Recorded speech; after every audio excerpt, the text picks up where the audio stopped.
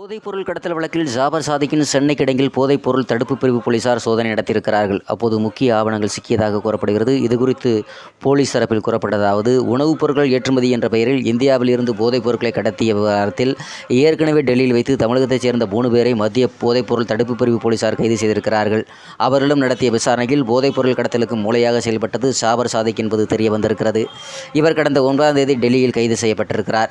அவரை 7 நாள் காவலில் எடுத்து விசாரிக்கப்பட்டு வருகிறது. இதில் தமிழ் சினிமா தயாரிப்பு மற்றும் இந்தி சினிமா தயாரிப்பாளர்கள் முக்கிய அரசியல் தலைவருடன் தொடர்பில் இருப்பதாகவும், அரசியல் கட்சிக்கு பல லட்சம் ரூபாய் நிதி அளித்ததாகவும், போதைப் பொருளுக்கான மூலப்பொருட்களை வெளிநாடுகளுக்கு சட்டவிரோதமாக கடத்தியது தொடர்பாகவும் பல்வேறு தகவல்களை வெளியிட்டதாக தெரிகிறது.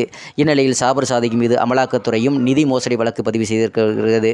மேலும் போதைப் பொருட்கள் கடத்தல் வழக்கு தொடர்பாக ஜாபர் சாதிக்கின் சகோதரர்கள் முகமது சலீம், மைதீன் ஆகியோரை விசாரணை வளையத்துக்குள் கொண்டுவர போலீசார் முடிவு செய்திருக்கிறார்கள்.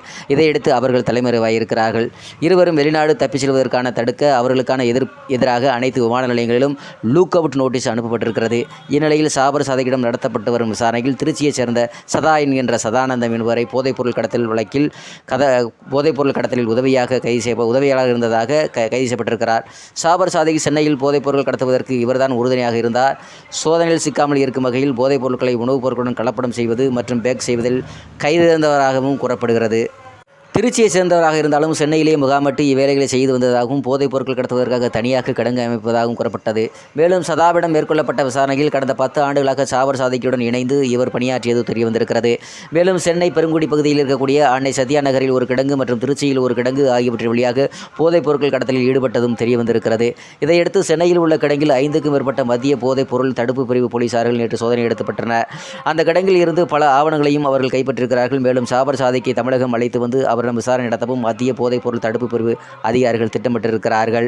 இந்த போதைப் பொருள் கடத்தல் விவகாரத்தில் யாருக்கெல்லாம் தொடர்பு இருக்கிறது என்பது குறித்து விசாரிக்கவும், கிடங்கு மூலம் நடந்த கடத்தல் தொடர்பாகவும் அவரை தமிழகம் அழைத்து வந்து விசாரிக்கவும் அதிகாரிகள் திட்டமிட்டிருக்கிறார்கள்.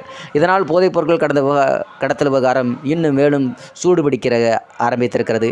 இதற்கிடையில் கடந்த 2013ஆம் ஆண்டு சுங்க அதிகாரிகளால் சதா கைது செய்யப்பட்டதாகவும், ரூபாய் 25,000 கோடி மதிப்பிலான போதைப் பொருட்கள் மலேசியாவுக்கு கடத்திய வழக்கில் இவர் சிக்கியதாகவும் கூறப்படுகிறது. இதன் உண்மைத்தன்மை குறித்து விசாரணை நடத்தப்பட்டு வருகிறது.